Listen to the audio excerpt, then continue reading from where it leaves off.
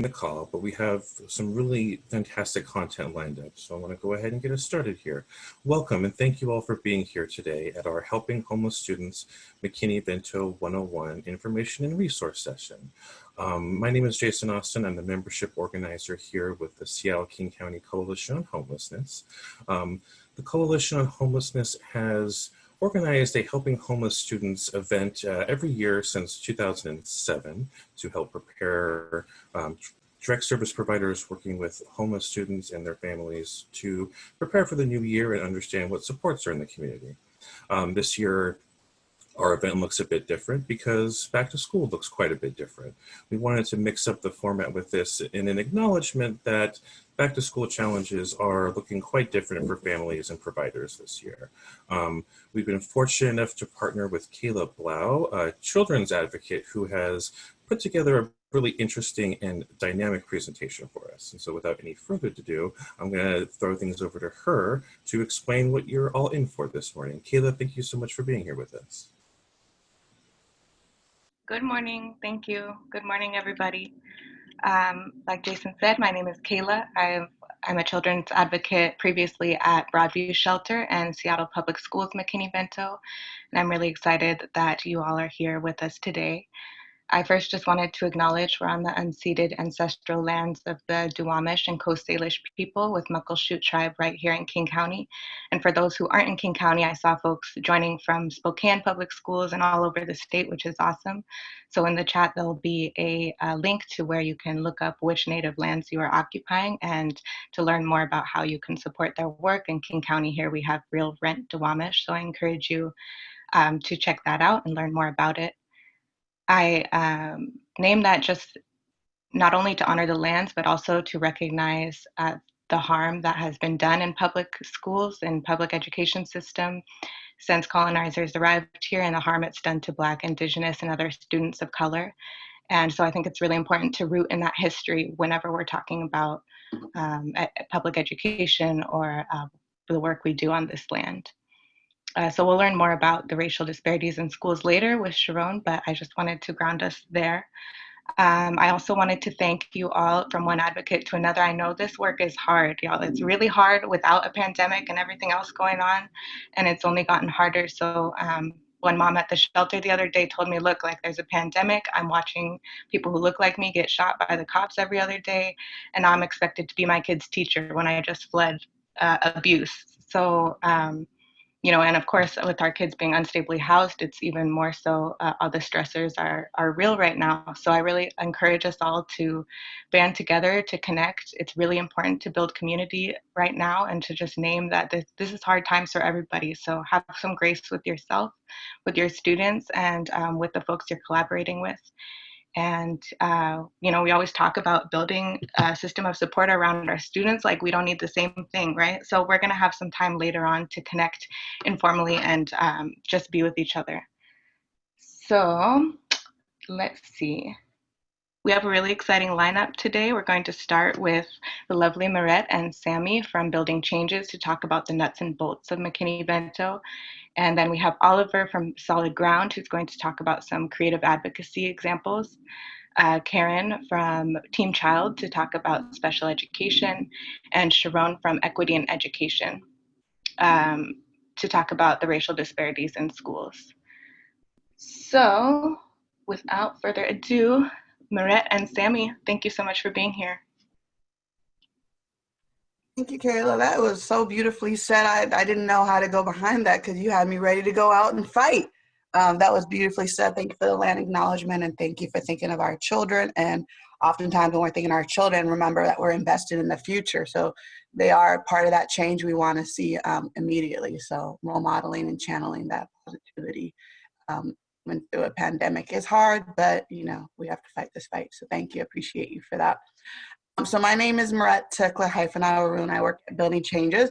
Prior to Building Changes, some of you guys are probably like, she looks familiar. I used to work as the Seattle Public Schools McKinney Vento program. Prior to that, I was at Renton School District and worked for a couple of CBOs in between. So grew up in South Seattle, Rainier Beach neighborhood. And so really intentional about this work and making sure our students are not only represented, but they're owning a lot of this work that we're discussing on our behalf. Where is my colleague? I'm here, Marette. Good morning, everyone. Good morning. Thanks for having us. Seeing some familiar faces on here, which makes me super happy. My name is Sammy Iverson.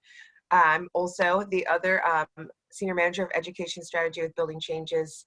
I come from a Pierce County background, about 10 plus years. I started in the homeless housing sector, doing a lot of direct service. I was probably the first 6 to 7 years of my nonprofit career, if you will.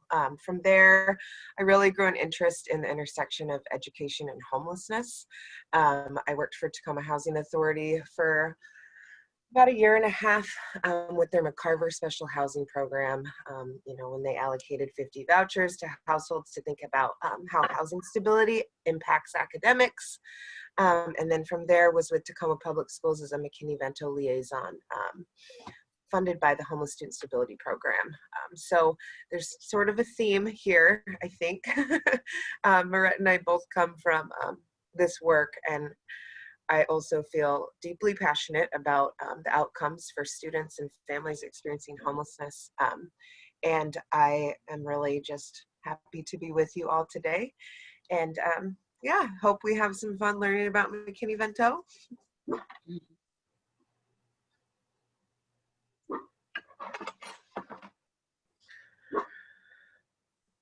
Please excuse this small dog in the background making noise. It's his morning routine.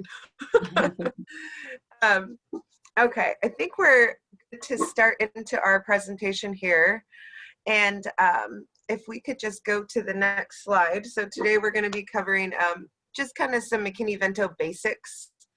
As we get checked in and kind of settled today, we want to share just a little bit about Building Changes if you all are not familiar with our work or kind of familiar.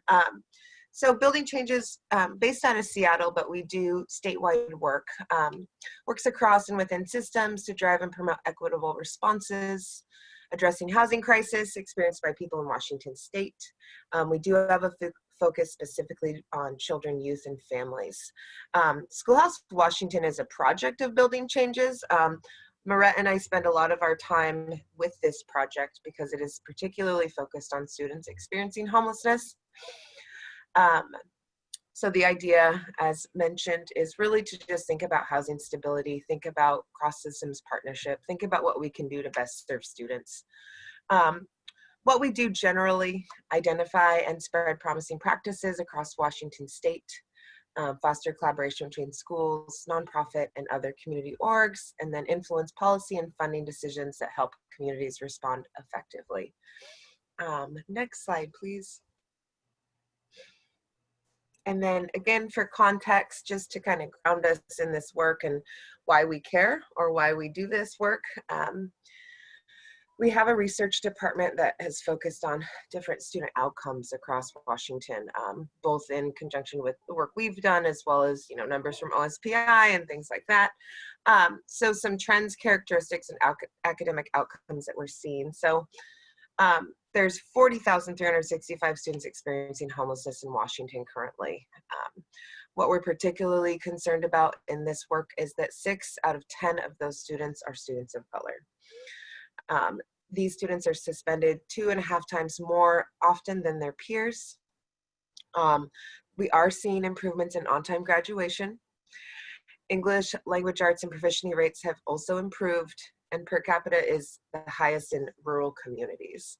So just to get a sense of the population that we're serving, that is what we hope to get across with that slide. And then Marette and I are just going to kind of go back and forth through this, try to keep you all engaged because we do have a lot of content, but here we go. So part of our presentation goal is to make sure that you're able to leave here today answering these 3 questions. Who is considered homeless under McKinney Vento? How can McKinney Vento help students who are experiencing homelessness? And who can help you troubleshoot McKinney Vento issues? Now, I also have a question to ask, but this is not to be answered, but this is more as you pay attention and follow our presentation, I want to ask, what are some barriers to you when it comes to helping your clients from schools or school districts? And you know, hopefully towards the end of the day, we can address that. So as we're going through the slides, if you're hearing it and it's resonating to you, but you're like, but I have a barrier, or there's a gatekeeper, or there's a roadblock, we want to also talk about that troubleshooting, or like knowing where that is existing, and seeing how we can kind of dismantle that hierarchy or gatekeeping that might be happening in your school district. So what is the purpose of the McKinney Vento program? McKinney Vento program is the McKinney Vento program is designed to address the problem that homeless children and youth have faced in enrolling, attending, and succeeding in school. So for a lot of our families, there is this process of enrolling into school, and some of you guys may be dealing with that now. And we want to assure you that even through virtual, online, hybrid, McKinney Vento law is still in place. It's still immediate enrollment. It's still school assignment. None of this has changed. If anything, it should automatically exacerbate, it should make things happen a lot quicker. So if you feel like things have slowed down or you're not getting communication through your school, that, you know, let's talk about that as well. Next slide, please. Thank you so much. So the definition of McKinney Vento, you're going to be reading on this slide. It's pretty, it lives in the gray area, and I can say from a personal place, I believe that's the best way to understand McKinney Vento, so we're making sure we're including any and all students that have any level of instability. So the big one, like the known one in our community, is really children and youth lacking a fixed, regular, and adequate nighttime residence. So this is really the question that McKinney Vento liaisons across the state are asking themselves when they are identifying students for this program. So also another very gray and fun area to work in is what's known as doubled up. And what that breaks out in the law to sound like is sharing housing of others due to loss of housing, economic hardship, or similar reason. This population is particularly interesting because what we know is that it can't be served by our homeless housing system in most scenarios. There are some interesting partnerships and projects going on in communities that are really trying to think about how to include this population.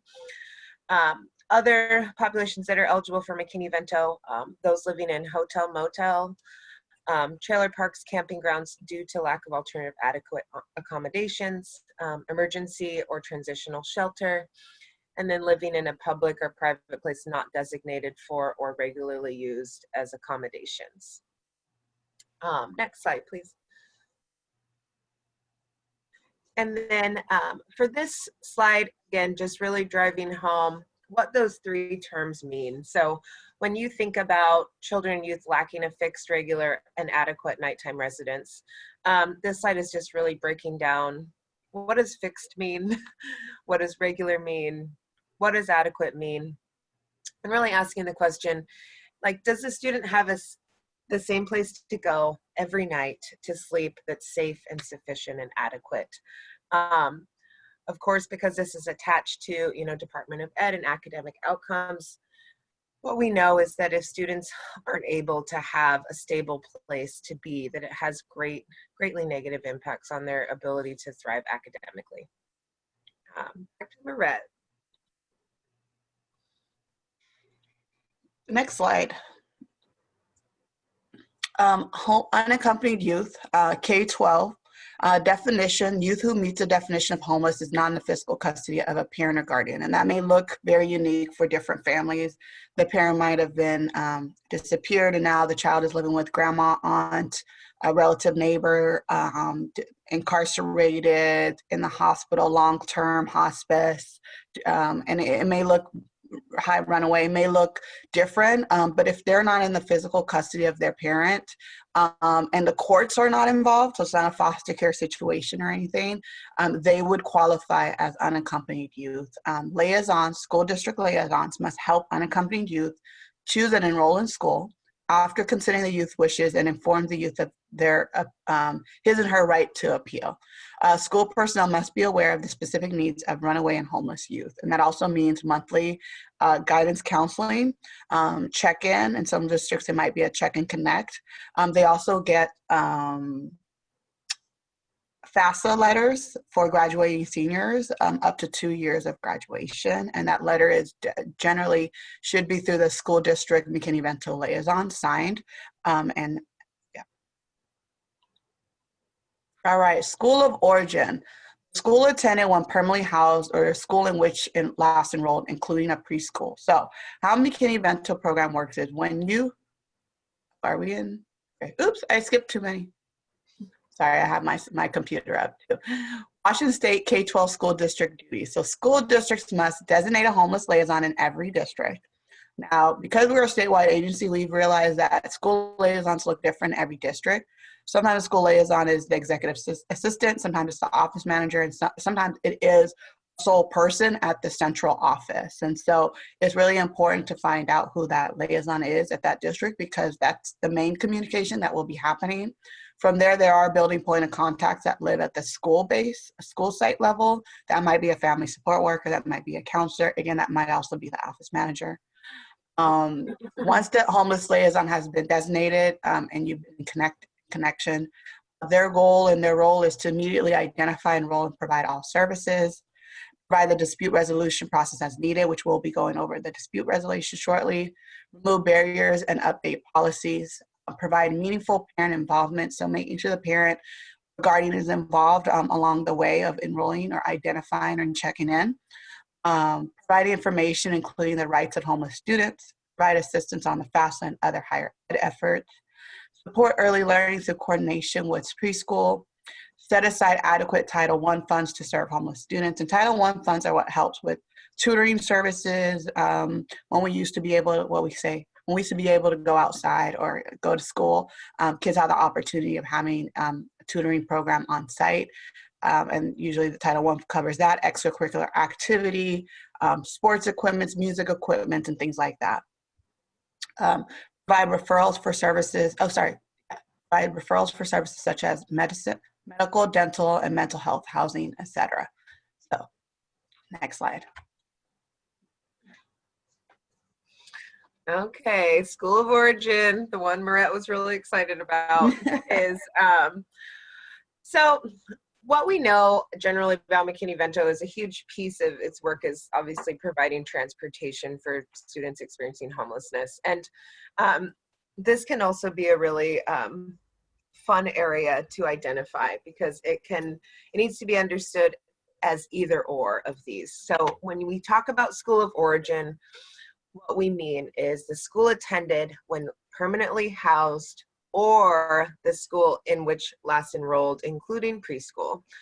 So this graphic is pretty straightforward, but sometimes I think when we're making determinations about like McKinney Vento students and what makes the most sense, it's really thinking about like, where did that student have substantial connections, whether it was socially, academically, also, you know, last permanently housed geographically. So this can look very different for each individual student, but needs to really be considered in that decision-making process. Next slide, please. And so the way this looks from the district perspective or the liaison perspective, each McKinney Vento liaison, according to the child's or youth's best interests, which we will cover a little bit after this, keep the student in the school of origin for the duration of homelessness.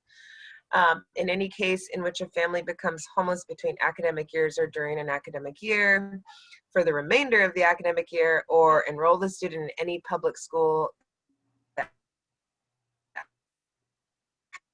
house students who live in the attendance area in which the child or youth is. Another thing, I don't know if we mentioned it, I'm sure if not now we will later, but once a student is identified as McKinney Vento, they do receive those McKinney Vento services through the duration of the school year, whether they become permanently housed or not. So that's something important to think about too. Mm-hmm. Okay, Next slide and back to Marette. How does an MKV liaison determine the child or youth's best interest? Well, for starters, it should always include the communication with the parent or guardian.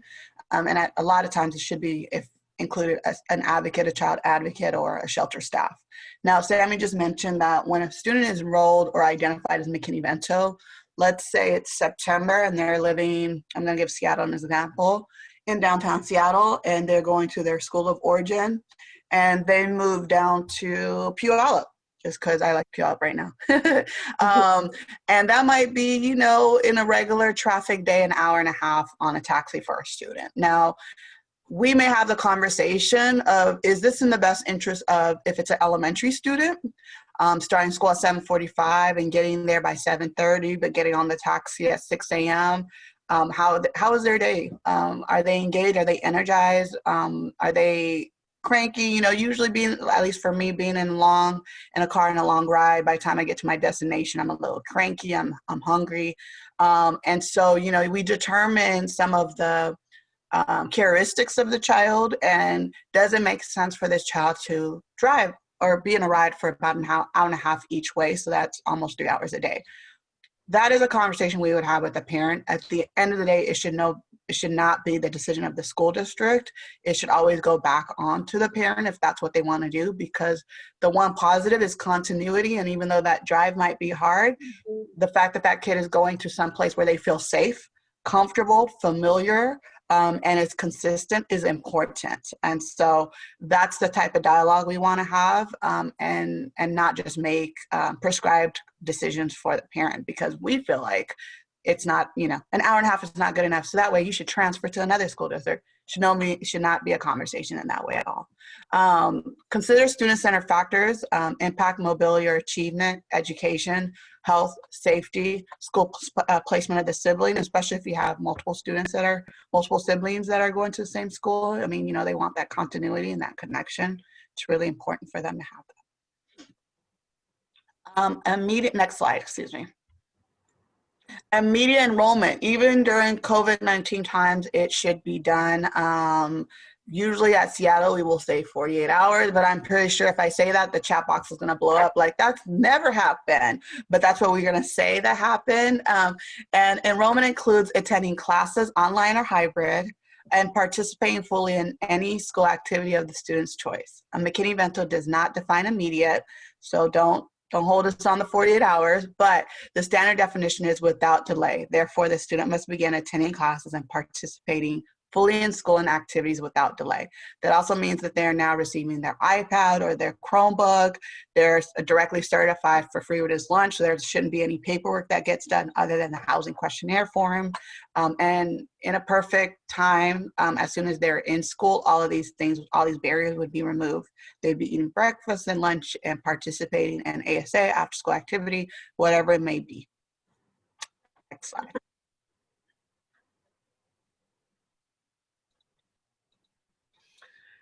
So more on immediate enrollment. I do think that Marette covered a little, like a couple of these pieces that were bulleted here.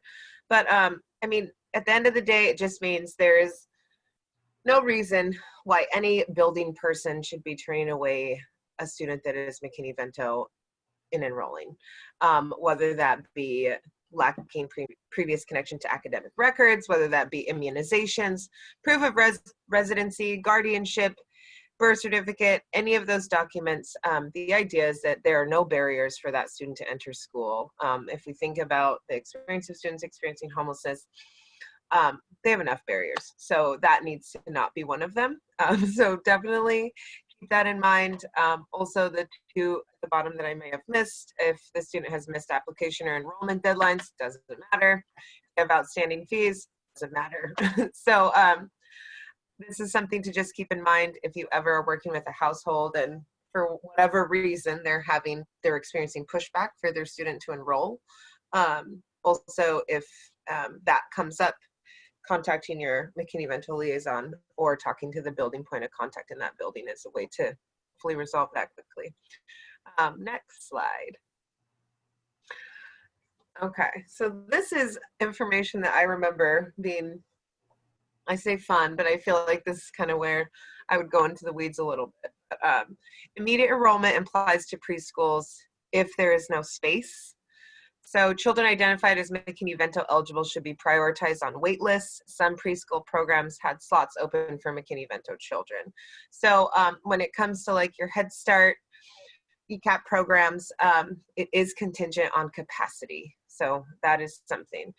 Another piece is the enrolling school must obtain school records from previous school. So just think about how that is going to be that should be owned by the actual building that the student is enrolling into. Immediately refer parent or guardian or unaccompanied youth to the local liaison who will assist in getting those things like immunizations, birth certificates, health records, things like that. Immediately enroll students even without parent or guardian. Typically unaccompanied youth enroll themselves. Next slide, and then back to Marette.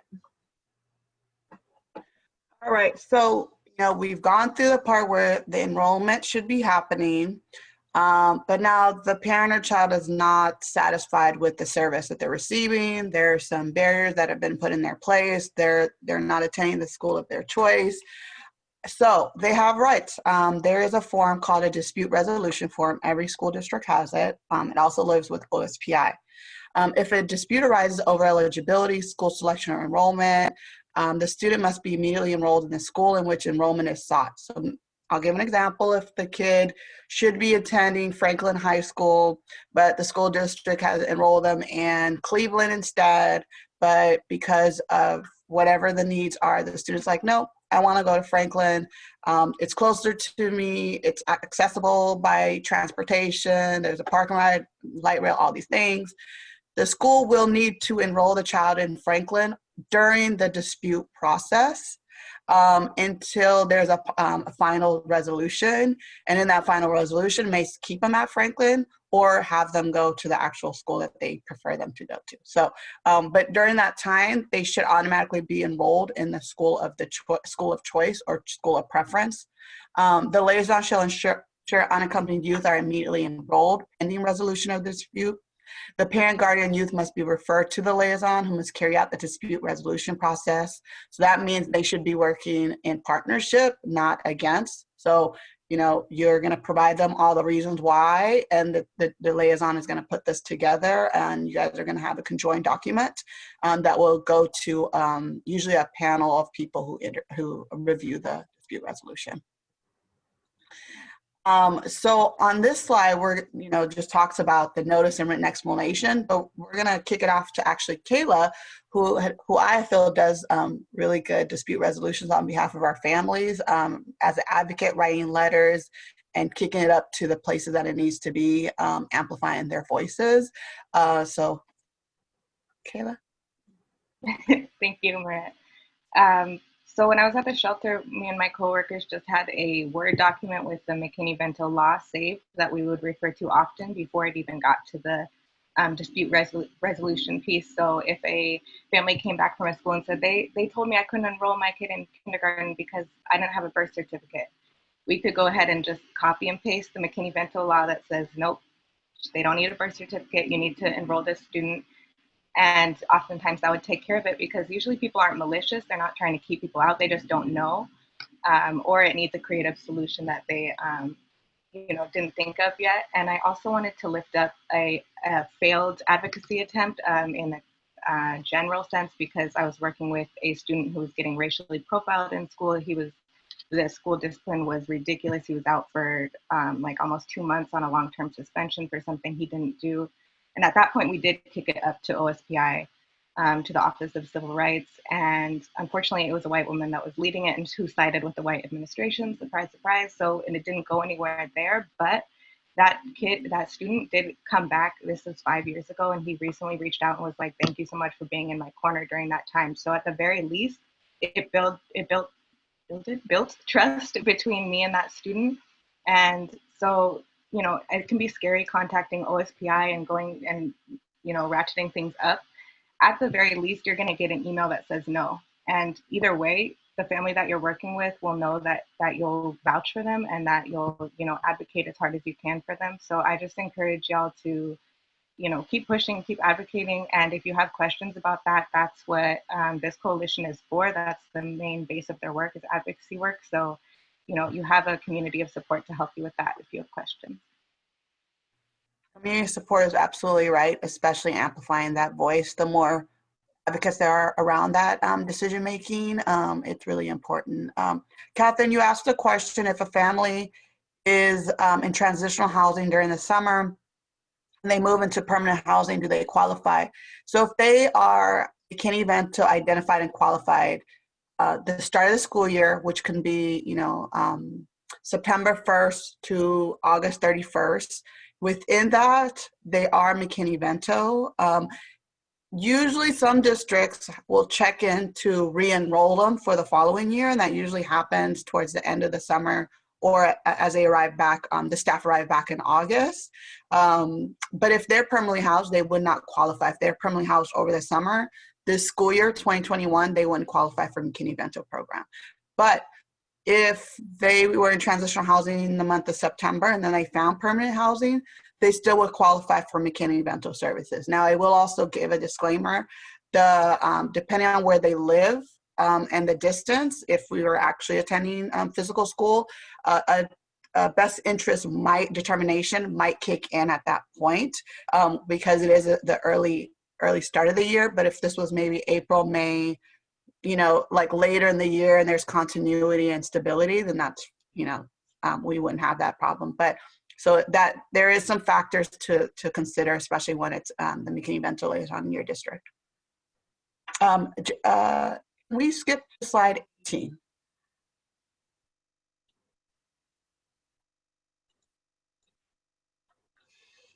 Okay, so we're gonna do a little bit of a transition here to talk about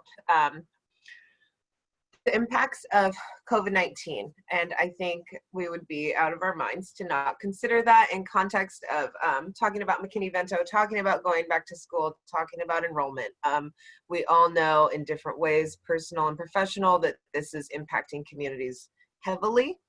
As a way to kind of capture some knowledge that we received from across our state.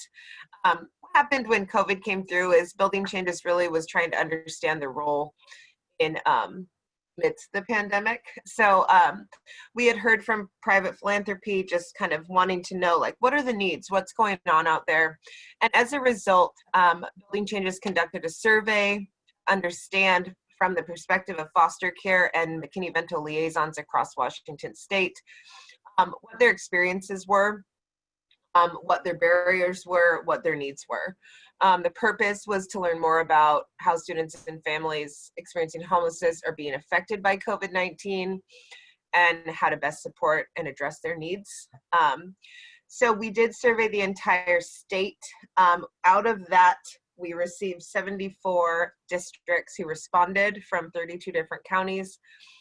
This was back in April, mind you. So we do understand that those needs have shifted and changed and probably will continue to do so. But this is a snapshot of time of kind of what was going on.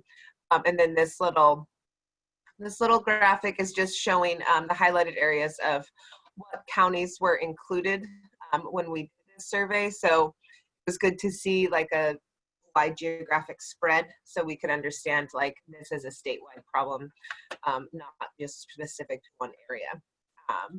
Next slide, please.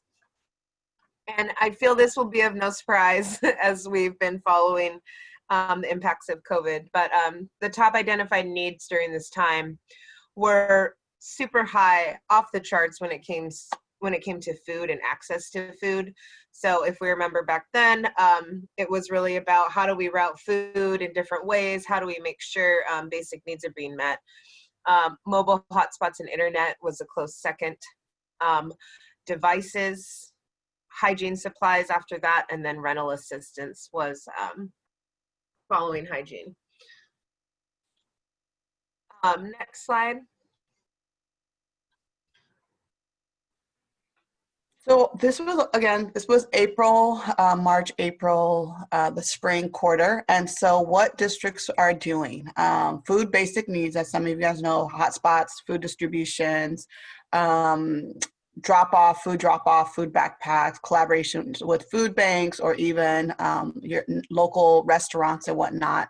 Find out where the food insecurities are. A lot of our rural communities had noticed that school lunch, school breakfast is the only meals that students were getting. And since school sites were closed, that they needed to find out what a closer pop-up site would be for them to still receive food services. I will also share that the nutrition service program has extended free breakfast and lunch to all for the remainder of the semester. And so there shouldn't be any identification issues during the school year receiving breakfast and lunch program. Education access, distribution of tablet Chromebooks. Most of our school districts in the state have gone on one-on-one with technology access, but I do hear that there's a technology shortage. So not everyone has their iPad and their Chromebook. Some will receive it maybe the second week, next week, or after. So that is an issue. School districts have tried to communicate that to families. But again, that's a goal to be one-to-one on technology ratio. Outreach liaisons are focused on reaching the students and families by phone, text, email, social media, Google Voice, and home visits or site visits. But we do understand in talking to them that those home visits have been really hard. So they might just do pop-ups from like the corner or meet, down the block, and just making sure that families and everyone are okay. Again, this was maybe more the rural suburban communities versus the general larger metro.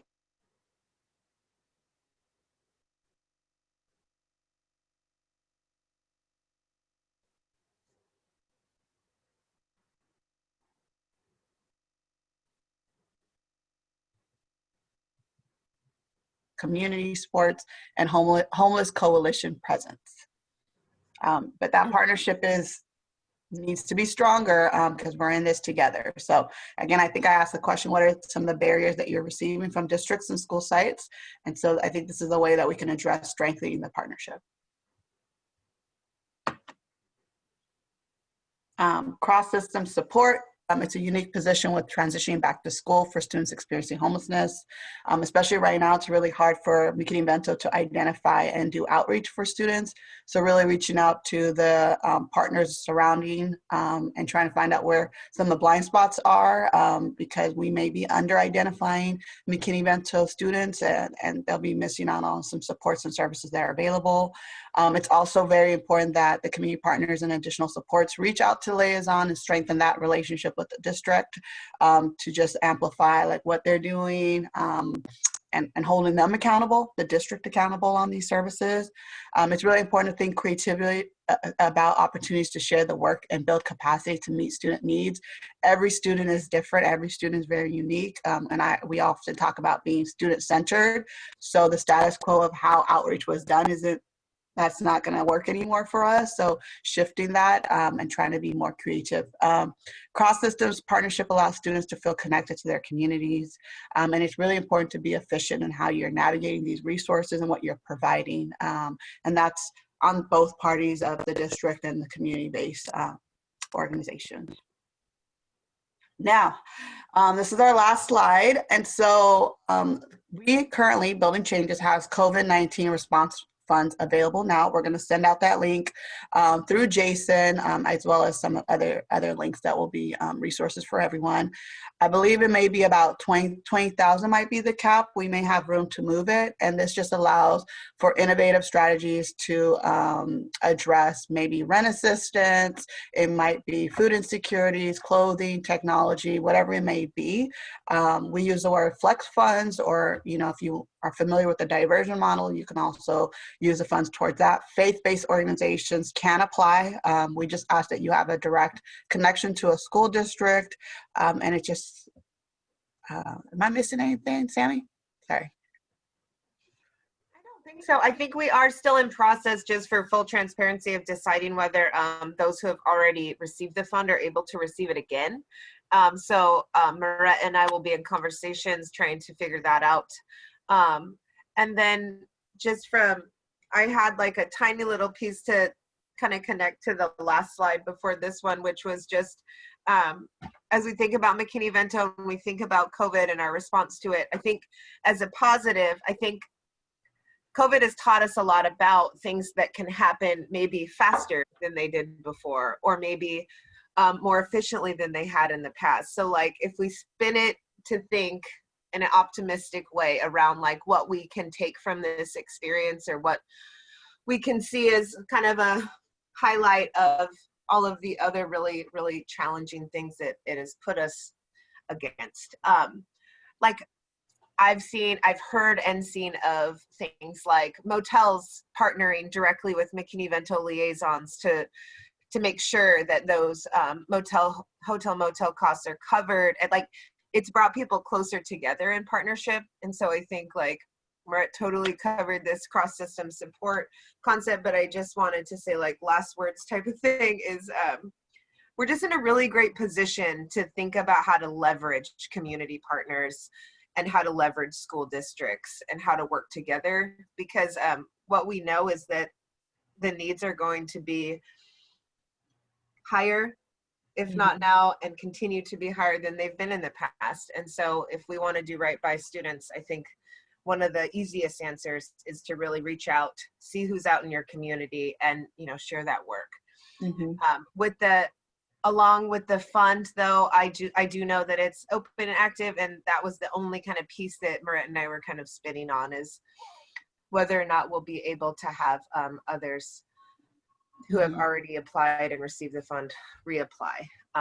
Another piece was that we were definitely hoping to see more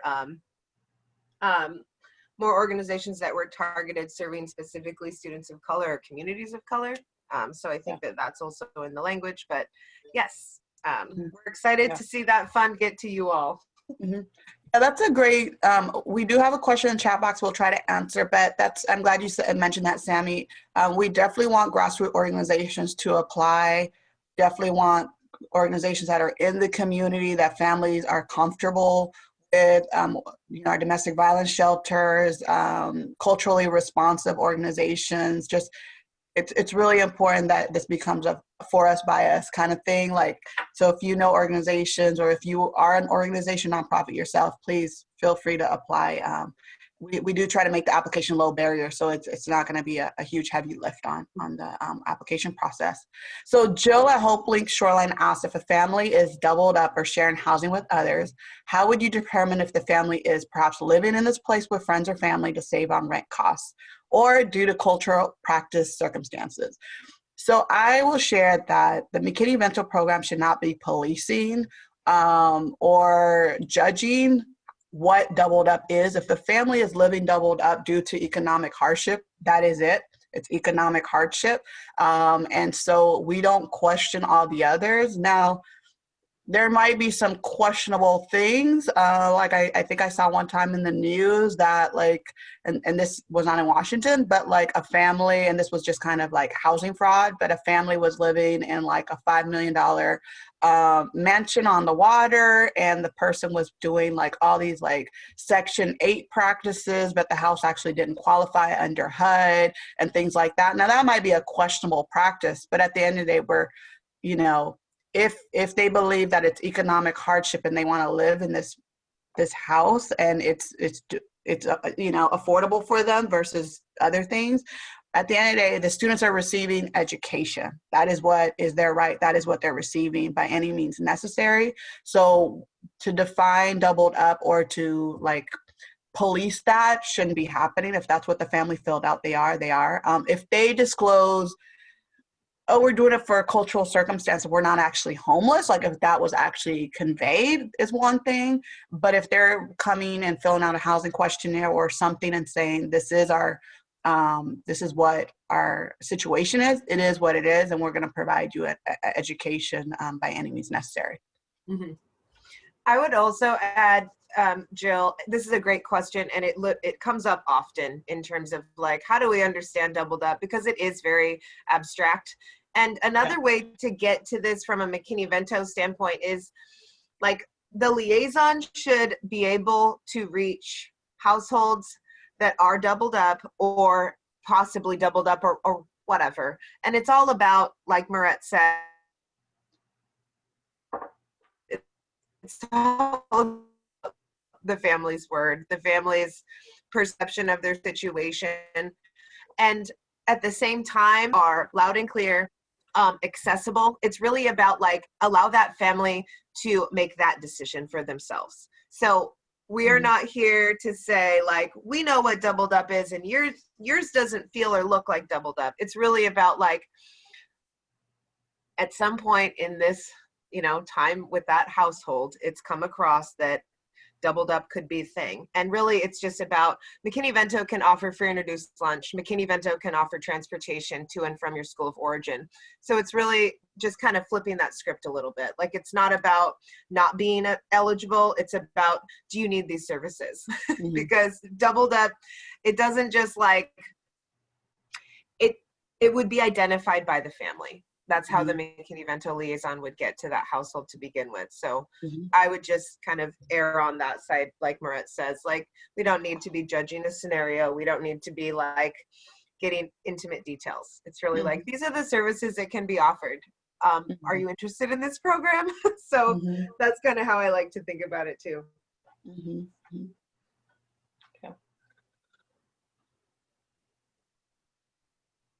Thank you so much, Tamaret and Sammy. We really appreciate your expertise and you being here. It sounds like, let's see, the other question in the chat was about if they've been doubled up for a long time. So I just wanted to clarify there's no time limit for McKinney Vento services. If they're still doubled up, they do qualify. And again, if you guys have more questions, keep them coming and we'll get to them later on. Just a quick note about tech access. If y'all are having issues with that, please raise those in the chat box. But you know, it is the right to get a device and a hotspot. And like Maret said, there is a delay on that just based on the shortage. But each district is doing it a little differently, and some have partnerships with Comcast or are using their bus drivers to drop off devices to McKinney Vento eligible students. And so if you're having issues with that, you can reach out to your McKinney Vento liaison or put it in the chat and we'll try and problem solve together. So I just wanted to give a little caveat before introducing Oliver, because he works at Solid Ground at Sandpoint Family Housing, which technically is not, the students there don't qualify for McKinney Vento now. It was all formerly homeless families that now receive permanent housing. So you know, that makes it a little different of the ways that they can connect with families and do advocacy, but they've been doing really collaborative, creative ways to adapt to the times, right? Because we know as advocates, we are used to doing more with less, and now we're stretched even further. So I just wanted to lift up some creative advocacy. So Oliver, you can take it away. Hi, so I'm Oliver. I'm children's advocate at Solid Ground over in Sandpoint out of Magnuson Park. And I have about 200 kids on my caseload, but we are permanent housing. But a lot of our families, all of our families really come out of homelessness or out of homelessness, and a lot of them have experienced DV and trauma. So we're trying to support our families in the same ways, but longer term housing situation. And so when COVID hit last year, I was kind of tasked with how are we going to get computers and hotspots for all these families. And I'm just going to share a little bit about what I did and what I'm doing now, and how things have changed, and kind of how I'm trying to keep families able to go to school. So a lot of what I did in the spring was coordination with teachers across the many different schools that my kids go to. And I started mostly with principals because teachers were often harder to reach, and just kind of holding schools accountable for that and trying to get families as much information as possible about when resources will be available. Now that we're kind of in the fall and resources are a little bit more available, I'm just basically helping families get to pickup days, helping pick up for them, and helping kind of, because I can do mass pickups because I'm picking up for enough kids. So if I'm picking up for 30 kids at the same school, I can pick up all their laptops and distribute at home for them. And I think for me, the big thing was, and continues to be, how do I coordinate with schools so that families feel like it's a load off their shoulders? And we kind of did this in a few different ways in the spring to kind of work with schools, but also to create other pathways for families. So I tapped all my donor resources for computers, and I got 30 donated computers last year. And then I also worked with the libraries to get hotspots before the schools were ready so that I could loan those out to families in short-term access. And I find that kind of getting these permanent computers was really helpful because I can use these computers with one family. And then I don't need to necessarily worry about either getting it back, or I can get it back and give it to a new family, which works really well if a family is only going to be temporarily here. Beyond that, I developed partnerships with laptop support. I tried to, whenever possible, just kind of because I have enough clients to do this, I tried to take the burden of kind of communicating with schools and doing pickup, because it turned out when I had 30 kids at a middle school, I could go there and do all of their pickups and all their forms at once instead of trying to send them all there. And having each of them, like, it both decreased contact for COVID as well as allowed me to, like, it wasn't actually that hard of a process for me to do that. Going into the fall, I know a lot of school districts are changing what they've done in good ways, which is, we're going to have devices for K through 2 instead of just the older kids, and obviously we're going to have more time in school. So what I'm prioritizing right now for my students is making sure that I'm holding schools accountable. Like in Seattle Public Schools, where I'm at, my schools have said that they're giving 6 months of internet basic essentials to permanently housed and hotspots to all non-permanently housed. So that would be all McKinney Vento students should get a hotspot. So I'm just really holding schools accountable to what they're saying they're going to do, and making sure that families can access those resources by usually working directly with principals or counselors. I think that's most of what I'm doing right now. I still have the Seattle Public Library connection in case hotspots take longer from the schools, but otherwise I'm really just working to hold schools accountable for my families, in the same way I would, like, if a new family moved in and they're on McKinney Vento, like making sure that they are getting advocated for immediately at their school, and communicating with the family clearly that, like, yeah, I'm going to communicate with the school and make sure that we get this as soon as possible, and kind of holding them accountable to giving me the resources so that I can access them for that family. I know I went through a lot of things, and I also recognize that my housing is different than a lot of the other circumstances. So I think kind of what I found was most successful in terms of, like, what was the most successful thing I could do in the spring and now is just having kind of these alternatives for families for when schools were not able to accommodate. And I know that can be a difficult thing to build, but we were able to get hotspots and computers that our families could utilize while we were in transition with getting devices from Seattle Public Schools. And I think that was a lot of what kept many of our children going to school, because they wouldn't have had a way to go otherwise. So I hope that it's at least mildly applicable to talk about some of my experiences that I've had. And if you have any questions, you can put them in the chat. But that's most of what I wanted to talk about today. And that's kind of how I've been supporting families during this time. Thank you so much, Oliver. Does anyone have any questions for Oliver or about anything so far? No? Okay, well, thank you so much. I know we've been talking at y'all for about an hour, so now we're gonna have some time for y'all to talk amongst yourselves. We're gonna do some breakout rooms where you have the option of either getting some, case consult about a situation you're facing at work in regards to a student's education, or we have a different scenario I'm not gonna read just for the interest of time. I know y'all can read it. So you can either choose one of those, and we will meet back in about 7 minutes. And if you want to identify one person who can share back to the larger group, that would be lovely. And we'll be popping into your rooms to help. Is there any questions or anything before we get into the breakout rooms?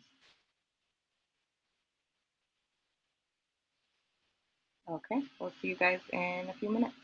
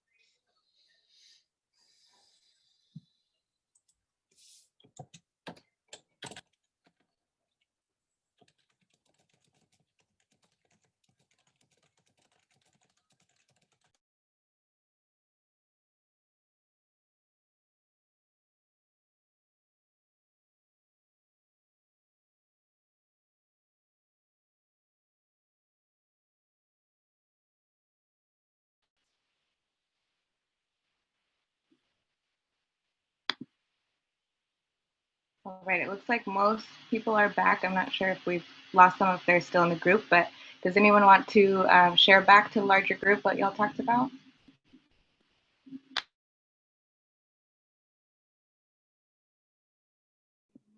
I'd be happy to represent group one. We were a group of 6 people who some of us are not actively working in this right now. We're still learning about it, but a few things we heard was one of the challenges addressing the first question is how to identify the families that do qualify, because maybe they're not educated about it, and just being careful for confidentiality and how you investigate, how you ask them questions. Another was just simply learning how to engage community in a faith community, which I represent, how to engage them in advocating for families that we know already and advocating to the schools.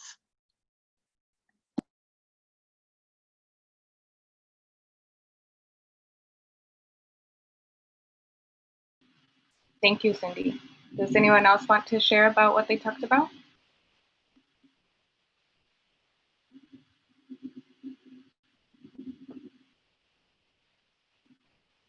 I see someone in the chat says they can't hear anything. Sorry, Zoom can be tricky sometimes. I would, leave and rejoin if it's not working. I can share in my group, we were talking a bit about building points of contact, and if you can't access the McKinney Vento Liaison, I was sharing when I worked at a shelter, I would always be really frustrated, like, why isn't this liaison getting back to me? It's been 3 days. Then I went to work for the district, and I was like, okay, I understand we have caseloads of thousands of kids, and it's a lot of work. So again, just to have grace with folks and continue to follow up if you're not hearing from them, recognizing that they're doing the best that they can as well. Does anyone else want to share from the small groups? This is Marcy Curtin. I can share a little bit from our group. I forget what number we were, but we talked a little bit about the importance of making sure that the schools have the correct contact info for parents, since a lot of communication about the start of school and picking up technology is happening through phone calls and emails. And so if people aren't hearing, I'm just emailing the principal, making sure that, and the counselor, to make sure that they have that correct information. And then we just talked about the technology woes and the logistics of getting everything out during social distancing. Thank you, Marcy. For those that don't know, Marcy is the liaison for Seattle Public Schools. So thank you for being here. Thank you for your work. I think in the interest of time, then I'd like to introduce our next presenter, who's Karen from Team Child, to discuss special education in regards to McKinney Vento. Good morning. Thank you so much for inviting me, and thank you so much for the other presenters. The thoughtfulness and the thoroughness and the sort of advocacy for students and their families is so strong and so encouraging, and I just really appreciate this community and have always enjoyed the back to school conversations that Team Child's been able to have with folks who are serving families and students who are experiencing homelessness. For those who are not familiar with Team Child, we are a free legal services law office. We represent people 12 to 24 years old in civil legal matters, which includes a wide array of education-related matters, including some of that McKinney Vento advocacy that you all have been discussing, especially when there's disputes and concerns about transportation issues and things like that, school discipline, other types of enrollment barriers that sometimes students face, especially when they're involved with juvenile court, and then the largest area of education advocacy is special ed. But we do represent young people in a variety of other matters, just so you know, in case you want to refer students to, or young people to Team Child. We do address issues of safe and stable housing for young people if you're under 18. That often involves navigating sometimes family conflict and what are the options that a young person can take if they don't feel like they have a safe place to be. advocating for often like disability related services like state benefits or SSI or other types of supports, mental health supports, things that young people do actually have a right to, especially after the age of 13. And because we extend our services up to young adults to 24, some of those legal issues tend to be a little different, the kinds of issues that young people are facing as they're navigating, sometimes being more on their own. So some of the issues come up around housing, but more from a tenant perspective and employment related issues and things that start to bubble up as you take on some of those adulting responsibilities. We serve young people in Spokane, Yakima, Pierce, and King counties. So those are the 4 geographic areas where we can serve youth. We also, just for the record, we serve youth. We have 2 attorneys that provide representation to all the youth in our state prison system, the JR system. So that is the other service we do. You may not come into as much contact with those young people, but we developed a very, tried to develop kind of a straightforward know your rights. We called it a manual, but it's really designed to be hopefully fluid. It's in the process of being updated right now. We put it out in the spring of last year and then are working really hard on trying to change what needs to be changed for the school year. Trying to tackle, I think, what we thought were some of the key legal issues that students and families are going to be facing and thinking about related to education during school closure. And certainly McKinney Vento is one of them, but we're trying to look at grading requirements, what's happening with truancy attendance, what any expectations people would have related to school discipline, which my hope will be no, because why would you need school discipline while everyone's staying at home? But and then special education, which I think has been the place where we've received the most question and concern. The Know Your Rights manual is available on our website. Each page is really just sort of trying to highlight mostly that you still have rights. And the other area we talked about was English language learners and just how to navigate the system when your family's first language is not English. But I think the point mostly is to get across is that even during school closure, your rights in all those different areas really stay the same and don't change. And there's an expectation that you can ask for what you need. And I think this is a tricky time to have grace for ourselves as well as for school staff, because we're all navigating something really unique. But at the same time, not feeling the need to compromise your students' rights and to be confident in asking for what your student needs. So in the special ed context, it has been really confusing. And I think the consequences potentially are going to be significant for some students and families. But the basic set of rights you have to be served with the supports that you need, to have the areas of special ed that you need to have addressed be identified, to have supports connected to them, that you should be able to see progress, on the goals, the things that you need help with, like all those things, that meetings should happen, that parents can participate in meetings, students can participate in meetings, documents should be updated at a timely manner, like all those things should be happening. And they're all going to happen a little differently. And there's not really a clear roadmap of what's adequate in that different environment, right? It's the special ed laws that were written ultimately by the feds, the federal government. We didn't write laws for pandemics. So, so we're all navigating somewhat of a new environment. For me, I think the takeaways I would want advocates who are working with families to really know is the basic, that the rights are still there. Expectations should be, it's okay to hold that high expectation of what the school is providing, that they're providing something that's adequate to meet the needs of a student. And to be able to feel good about asking and demanding. I think one area where advocates can really help support families is how to make those connections and engage. We've done a lot of work just trying to support families on how to engage in an IEP meeting. In normal times when there's not school closure, going to an IEP meeting as a family is already really stressful and challenging. You're in a room often with a lot of people who are talking really fast about stuff that you don't always really understand, even though it's about you as a student or your child.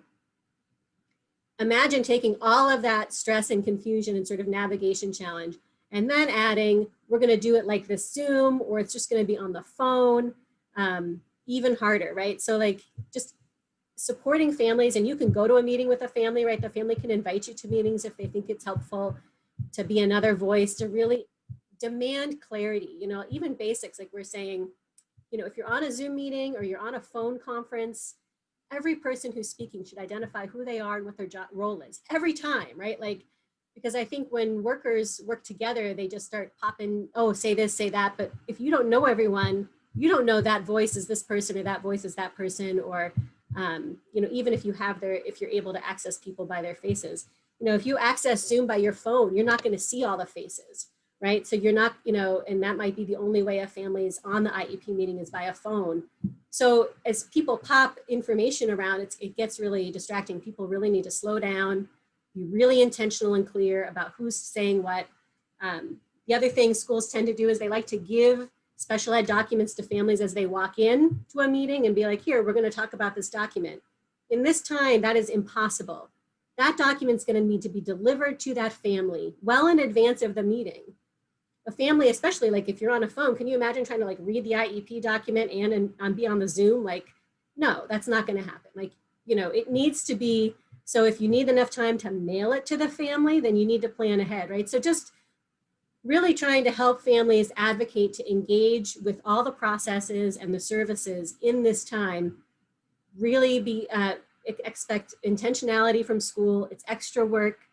It might take longer, but all of those rights still exist. So don't want families to feel like they have to compromise or waive rights. So it's not okay for a school to say, well, I know you got speech and language services before, but kind of because of the pandemic, we're not really going to be able to do that right now.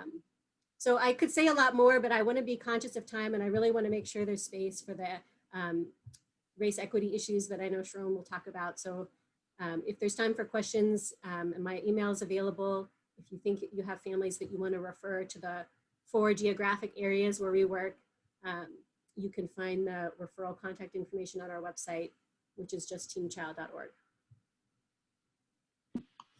Thank you so much, Karen. And it sounds like Team Child has another training tonight about McKinney Vento too, is that right? So if folks are dying to, you know, they love McKinney Vento, want to learn more, then that will be in the resources we send out later. So thank you again for being here. I would like to introduce Sharon, who's a real leader in this work, one of the founders of Equity in Education Coalition, and a shameless plug for their fundraiser. They're doing a mask fundraiser right now, and I'm really excited. I ordered mine last week. They have masks that say vote or Black Lives Matter, so I'll put that in the chat. And Sharon, thank you so much for being here.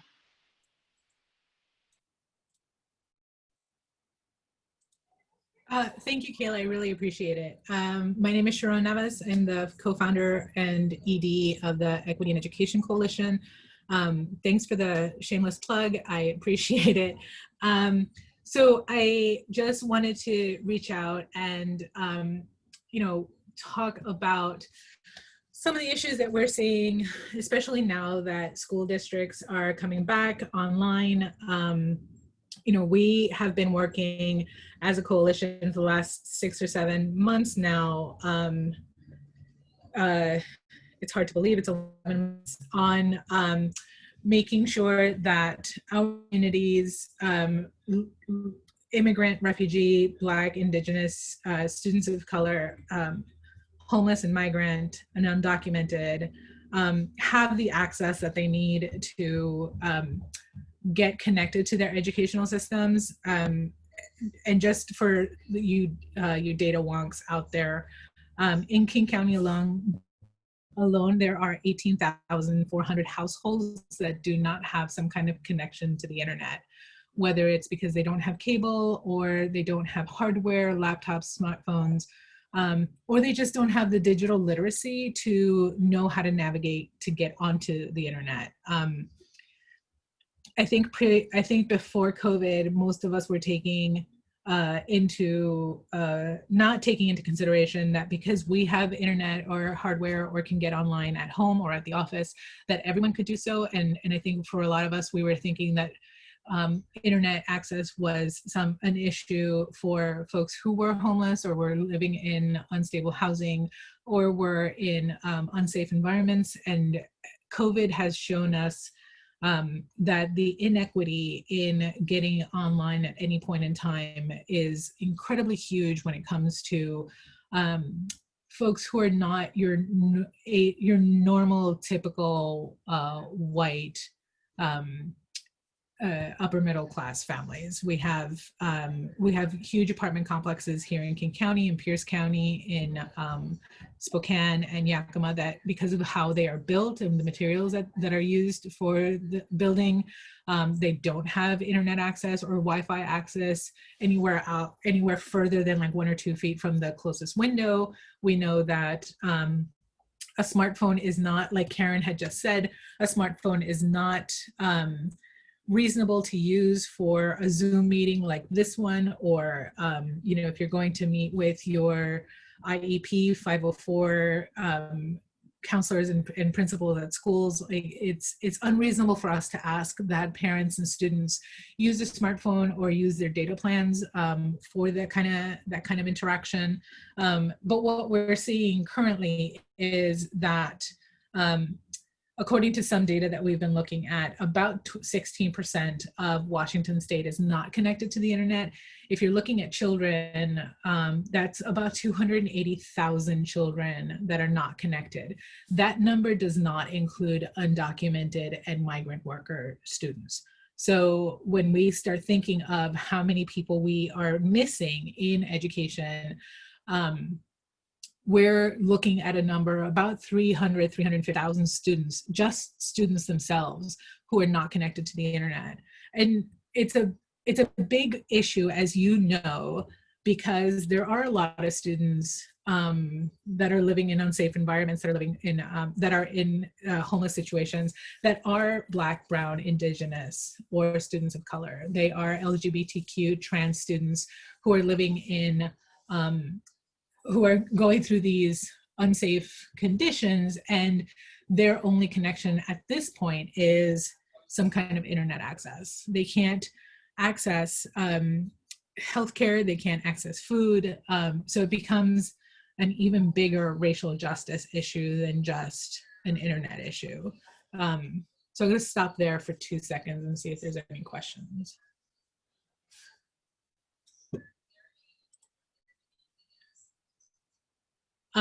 So one of the things that we've been working on this year is trying to get software and hardware to our families, but also more importantly, we're trying to create a workforce development pipeline for our families, for folks who before COVID were working service industry, for folks that were working gig jobs, who didn't have the time or the ability to transfer to a position that was more recession proof, like work in technology, work at a hospital. And our hope is to be able to create a pipeline of folks who want to transition either from their current living experience to a recession proof job, or who just want to add a little bit more skill sets to their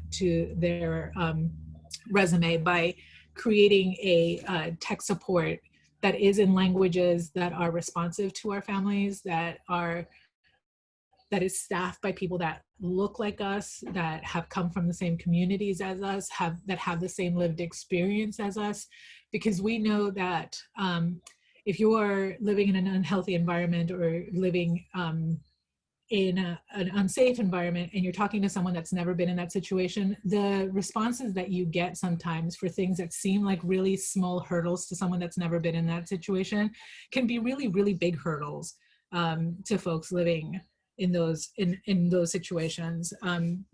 For some folks, getting online and filling out unemployment might seem like a really small hurdle, but we know that if you're not connected to the internet or don't have a phone, that's really a big hurdle if libraries are closed, if school buildings are closed, if Starbucks is closed and you can't get online. You know, for folks that don't have the lived experience that we do, sometimes things like just go get a shower is a bigger issue than just that simple statement. So one of the things that we want to do is create a call-in center for tech support for folks that are living in these situations, that have empathy and can really walk through and understand the resources that are needed, not just to solve that immediate problem, but also to solve some of the underlying issues that our families are facing, especially during COVID.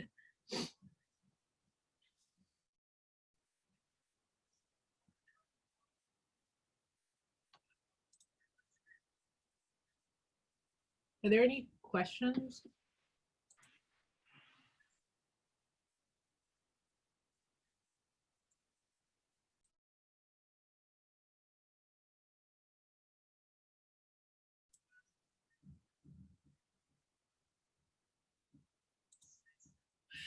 So I will drop my email in the chat. I will also drop our website in the chat. So, so that if you guys have any questions, we are currently putting pressure on the governor's office to look at things like the digital divide, but also look at other things like how things like the pandemic EBT and SNAP and all of those things have been effective during COVID, but also there are still hurdles around things like, you know, needing a social security number, or, you know, things that necessary, or like having to have the most up-to-date ID card. Like there are issues that our families and our communities are still struggling with that don't allow them to get the services that they need, especially during the pandemic.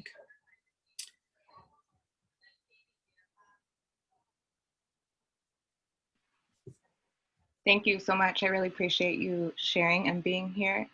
Are there any questions? You can put them in the chat if you don't feel like talking.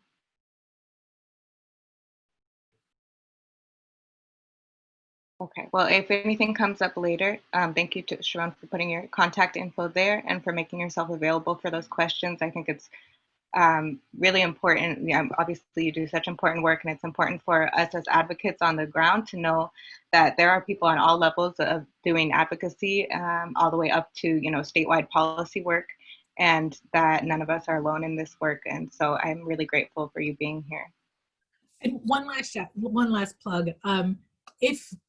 I put my contact information out, please email me and let me know what our communities are going through, especially in the areas that you are all experts in. There are a lot of people making decisions about our communities that don't reflect the lived experience that our communities have. And because right now we're working in this digital equity, digital divide space, but people are making decisions about like homeless students and foster care students and students that are living sort of in risk, not really considering the scenarios that they're living in. They're trying to just, you know, get laptops to those kids, right? Quote unquote, those kids. But they don't understand that sometimes having a laptop could actually lead to violence and fights, right? So they don't really understand that, you know, having a really new smartphone could lead to, you know, theft. So, really understanding what our families and communities and students are living in is really, really important. So I would really appreciate if you guys could email me and let me know what is it that your families and communities are going through when it comes to the digital divide, because there's a lot of school districts that are making decisions. I know Karen had just said that there's no one disciplining students because everyone's at home. But I'm beginning to hear of students that are being disciplined for not having their camera on, right? Or for not having a parent sitting right next to them. And the reality is that a lot of our students are living in unsafe environments where they can't have their camera on. Their parents have had to make that really shitty decision of having to go to work and leaving their students at home to be alone. And I think as a coalition, we all need to get together and really start putting some of these issues out as norms, right? Like our families, not all of them can turn their camera on. Some of our families are living in cars, and that should not be a reason to discipline our child. So please reach out. You guys are the content experts, and I want to make sure that we're elevating the voices of those that we all represent and care for.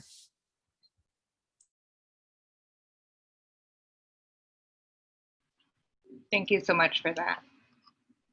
Are there any questions? I know everyone that spoke can be here until about 10:45 to answer any questions that y'all might have. There was a question put in the chat earlier that I think would be good to revisit. If a student and their family do not have a permanent address, what can be used for their home address, which will be used to assign a school? For example, if they are staying in a confidential DV shelter or if they are couch surfing, what is the best practice in these cases?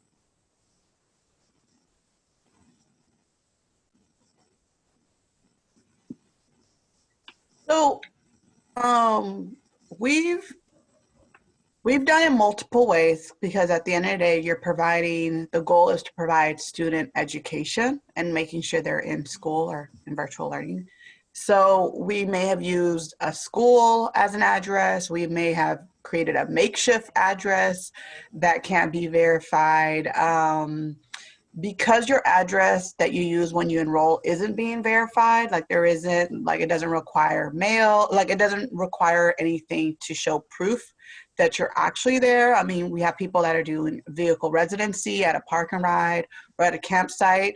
So there isn't really a way to verify. So a makeshift address should happen. There should be a conversation between the liaison or the staff that's supporting the student to enroll.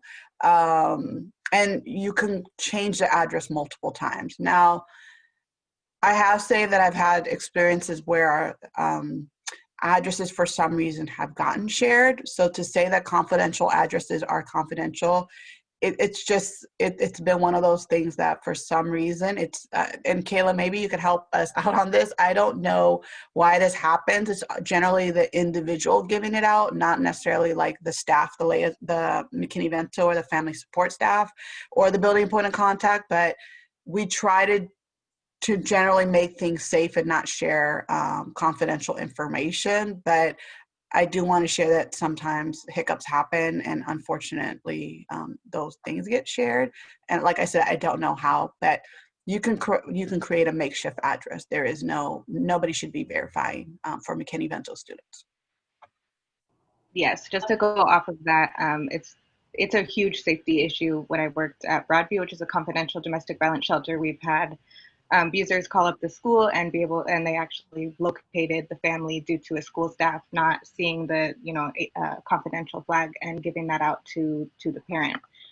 So it's a huge issue, and each district deals with it a bit differently. I know for a while at Broadview we were using a makeshift address, and then we were using the school address, and then we got some pushback around that. And so thank you to Sharon for putting the ACP address confidentiality program in the chat. Families who have severe confidentiality and safety concerns can access this program through an advocate at the shelter or through, I believe, through some of the court advocates in Seattle, at least. And so that program just ensures the confidentiality and that the school districts cannot question and cannot ask for a home address. Once they get ACP, it gets sent down to Olympia and routed. Go ahead. Well, I'm just working on some website feedback design work with Mark today. I have a tech tutorial meeting with Velma. She may not have mute her. There you go. Okay. It was my question, and so the problem we're having is, we've used like the address of like a coffee shop or the school itself, but because we're a confidential shelter, the clients don't even get mail here, so that goes to a different office, and SPS keeps using the mailing address for school assignment. And so all of our kids are getting assigned to like a downtown location, and that's just too far for our families. And so it doesn't seem to matter what address I put in for the home address. It's a mixed bag. Sometimes they get assigned to the school that we intend them to, which is the closest one that's safe. But sometimes they get assigned to a completely different one. And I'm just wondering if there's a best practice around that. I switched from using like a coffee shop to using the school itself that we are aiming towards the kid being at, because it's you know, reasonable for them to walk to or get by bus, or get transportation. But are you still at Salvation Army? Mm-hmm. So I see Marcy's screen just popped up. I would connect with Marcy because I've been Kayla shared Marcy about it. because I would say like what Kayla shared, when we were in our regional, we would have direct access to those shelters, those confidential shelters. So when those applications came in, we knew exactly where to assign them and to intercept the enrollment conversation. And that just is what needs to happen. Given the spirit of the season of like the busyness, there's going to be delays, but I think having that direct access to intercepting the enrollment, because enrollment is almost like an assembly line, right? Like they're getting the address, where are we going to, you know what I mean? And McKinney Vento is a very unique student-centered approach on how you're enrolling and where you're enrolling, because the school across the street may not be safe, right? So you may need to get the kid bused or taxied somewhere else. So it requires a very like each child kind of thing, but I would have a direct connection with someone at the MKV team to do those interceptions for you. Yeah, can I just, I was going to say, hey, Catherine. Hi, Catherine. We were just emailing about this morning. So I think probably that what's happening is that perhaps these are students that are putting their housing questionnaire when they're doing enrollment. And so then we're kind of getting that after the fact. And so you and I should brainstorm what address to put in, because like Merritt mentioned, the enrollment won't know. And so they're just going to go off of whatever address you put in there. Even though it might say McKinney Vento, they still won't know. They won't be able to identify, oh, that's a confidential shelter and they're actually supposed to be going here. So I think we need to figure out a different plan. So perhaps it's just using the school address again. Because I've just been helping them enroll online and uploading the McKinney Vento form. So maybe I need to forward the McKinney Vento form to you or whoever is the representative for the school, although one of the schools doesn't have one listed right now. I don't know, but I suppose we can brainstorm that, not on a Zoom call. There's a couple different ways, but I think we can figure out what's going to be easiest. Okay. It's real life problem solving. That's all. This is what a partnership looks like. So I'm sure others have the similar questions. So mostly, I was wondering if there was any other advocates out there who would have best practices of what has worked for them. Thank you. You know, other districts are different because this families can enroll directly to that school of choice. It just happens to be that there's only a couple districts that go through a central location, but most others directly from that school option. So it's easier. So I apologize, but yeah.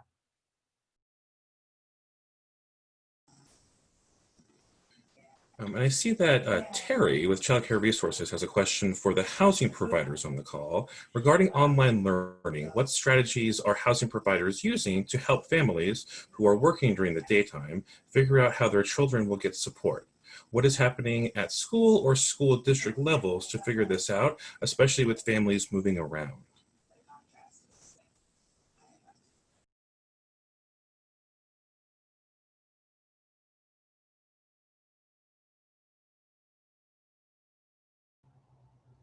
The only thing I have come up with is some of the childcare centers that are previously doing like aftercare and before care are now doing all day, and I think they're going to support kids in logging on in the morning and sticking to their schedule throughout the day. I don't know what that level of support looks like, but it's at least something. And we have had several that have had success in finding those types of childcare.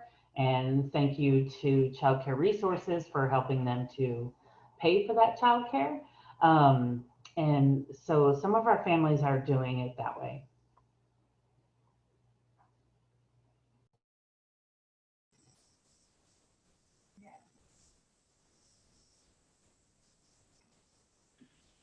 I can just speak real briefly to the school district level. I just started with Highline Public Schools, and I know that they're going out to families if they're not hearing from them, and checking in with them consistently to see if they have all the tech access they need, if their hotspots are working correctly, if they can log on to all of the many like school log on programs there are. So that's just one way, but I know, let's see, it says, Joanna said in the chat, they're giving the family's list of programs that are providing full day care. Yeah, because it's really a tall ask to ask students to be alone during the day while their parents are working and to stay, on a Zoom call. It's hard for us to even stay on a Zoom call, or I'll speak for myself, it's hard to be Zooming all day. So I think to support families and to keep on reaching out consistently, even if it's just to check in, even if you don't need anything from them, to see how everything is going. We might have time for maybe one more question. I think our panelists have to hop off here. Are there any burning last questions?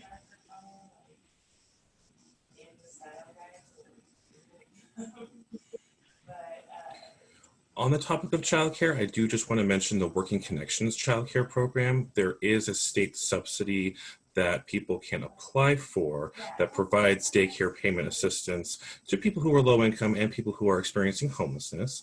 We were successful in advocating for an extension of the grace period for families experiencing homelessness. If they are working but without stable housing, they can receive 12 months of the subsidy, waiving some of the income limits.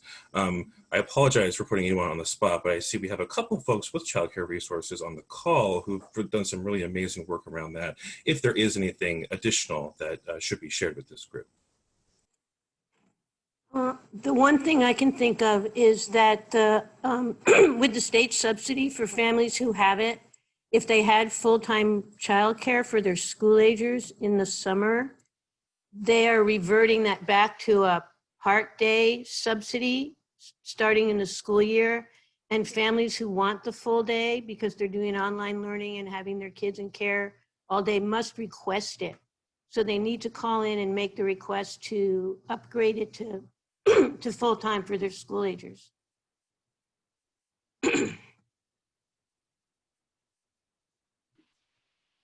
Thank you, Terry. And thank you to Marat and Sammy. It looks like they're hopping off, and we really appreciate them being here. So thanks for making yourselves available. And if questions come up, their contact information will be provided to reach out to them. Are there any other questions?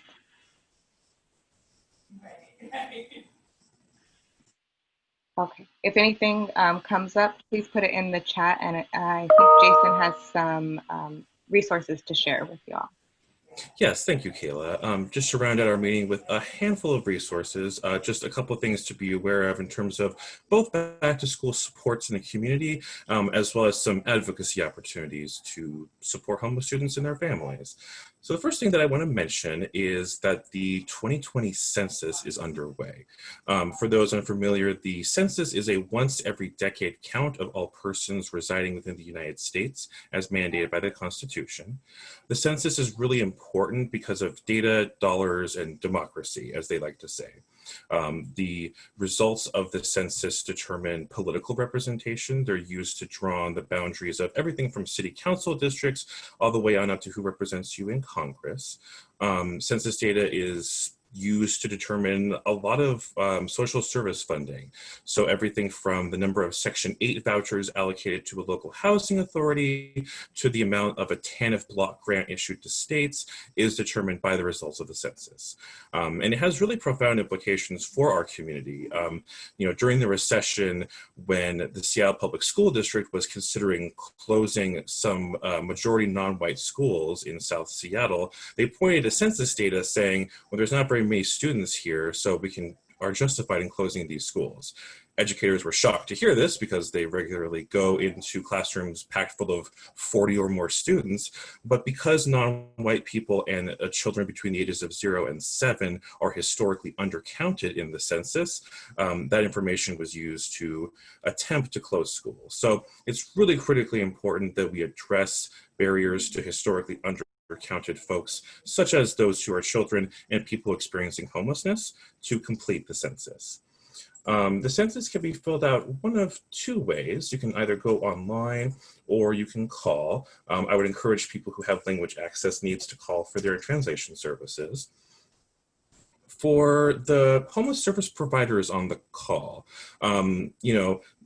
traditional census is based on contacting people at their residential address of where they live. For people who are experiencing homelessness or don't have a residential address, the census counts people through a process called service-based enumeration. Basically, the census counts people at locations where they are accessing services. This project will happen in a couple of weeks on September 22nd, 23rd, and 24th. September 22nd is going to be the count of people who are living in transitional housing programs, emergency shelter programs, safe parking programs, things of that nature. The 23rd, the census will be counting folks at things like mobile medical vans, soup kitchens, feeding programs, other sort of daytime service programs. And then the evening of the 23rd and into the morning of the 24th, there's going to be a sort of point in time count style survey of people who are living in temporary structures outside. Now, the Census Bureau, in theory, has been conducting something called advance notice, where they've been reaching out to organizations like yours to ask about the best way to do this, whether that be asking for enrollment numbers from your staff directly or by coming on site with paper forms and filling it out that way. What we've heard anecdotally is that direct service providers have not been hearing from the census staff with the details of service-based enumeration, which is concerning because if there is even a small undercount of people experiencing homelessness, we know that that has cascading implications. So the coalition is working with United Way to help direct service providers communicate with the Census Bureau. We have a survey that we've been circulating to our partners here that was just dropped in the chat. If you are someone who works at a shelter, a meal program, a program that should be included in this service-based enumeration effort, who has not yet been contacted by census staff, we really want you to fill out this survey and let us know that you need us to connect you with them.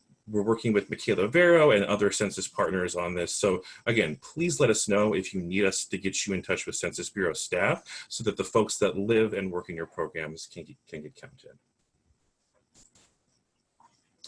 And then I wanted to mention a couple of other quick resource updates. I'm sure many of you are aware of pandemic EBT benefits. As a reminder, this is a one-time food voucher that is being made available to families with children who are enrolled in free or reduced price lunch, or meals rather, at the school that they attend. It's a pretty sizable benefit for children who have been eligible for reduced price meals since COVID started. Families can receive as much as $400 per child. It's meant to offset the value of the meals that families have lost due to school closures. For folks who were already enrolled in SNAP, they receive these benefits automatically. However, for those who are not enrolled in SNAP, you do need to apply through DSHS in order to claim these benefits. And I'll put the information about how you can reach out to DSHS in the chat here. The really important thing that I want to highlight about this program is that this program does not at any point ask about immigration status and is not subject to the public charge rule. Most of the CARES funded COVID relief funds have really awful immigration restrictions attached to them. This is one of the few that doesn't. So for folks who have connections with immigrant and refugee communities, this is an especially critical resource to get families through this time. We've put together some training tools to help folks understand how best to apply for this program, which I'll put in the chat here. We've recorded a short 20-minute video that explains the benefit in some detail. And then we also have a PDF that has step-by-step instructions for filling out the online DSHS application. The deadline to apply for these benefits is next Friday, September the 11th. So as you're having back to school conversations with the folks that you're working with, we really want to encourage you to ask them if they've applied or received these pandemic EBT funds. And if not, direct them towards DSHS for those follow-up services. And then we have a couple of specific back to school resources that we want to share with you here. Every year, the coalition for a while now has reached out to all of the McKinney Vento contacts in each school district so that we can provide you with an up-to-date listing of who is the best person to contact in each region. So I've put that link in the chat as well. You'll see that everyone who is a McKinney Vento contact in the area has their information updated. There's also some information that the building changes folks referenced earlier in the call also located on our website. So we encourage you to check out those resources both here as well as in the follow-up email.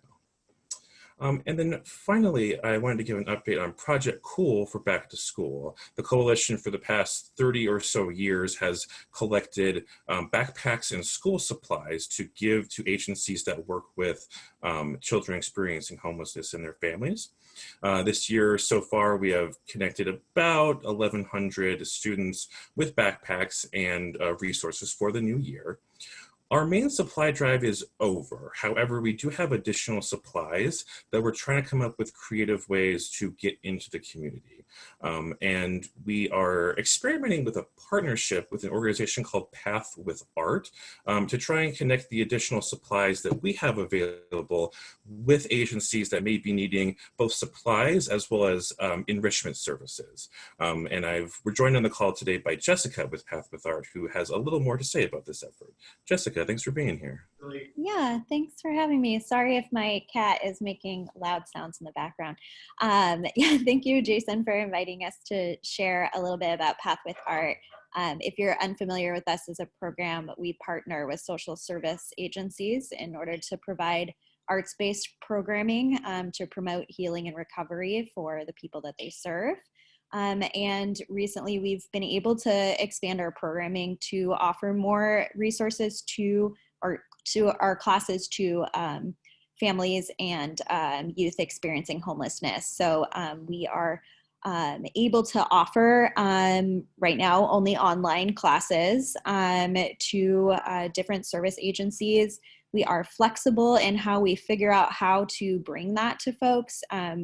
For example, some youth shelters that we've started to partner with have like screens already in their facility that they're kind of just going to be broadcasting our classes on there. Then we also have technology that we're able to loan out either to individuals or to the service agency. So if anybody is interested in learning more, if you would like to bring arts-based workshops to the folks that you serve, I would be happy to discuss further about how we can make that happen. And as Jason mentioned, they have, the coalition has art supplies, so we'll be able to provide those, whether that's crayons or paper and that sort of thing, so that your folks can be able to participate fully. Our mediums that we offer as well are pretty expansive and can be tailored to the needs of the people that you serve. So that could be anything from mindful movement to, more skills-based arts education. So I will put my information in the chat, and folks are welcome to reach out with an email and we can discuss further. Thank you, Jessica. We've put a link in the chat to a survey that we're circulating to family service providers in the area. If you are interested in bringing some sort of enrichment service to your program, be it a virtual class or perhaps a supplies that can be mailed with instructions for a project, we want to know where you are and what your needs are. So please do fill out the survey by the end of the week. And then Jessica and myself will follow up with your program and see what we can do to help. Yeah. And I see a question in the chat. Are these resources available only to King County residents? Our particular program through the Seattle King County Coalition on Homelessness is limited to family service providers working within King County. However, Kayla put a good comment in the chat saying that you should be able to contact your McKinney Vento liaison in your region to be pointed towards similar types of services in your area. And I think that that is everything that I wanted to share. Kayla, thanks so much for pulling this together. Can you close us out today? Yeah, of course. So thank you everyone so much for being here. I just wanted to give one last second for if any questions are out there, speak now or speak later through email and we will respond.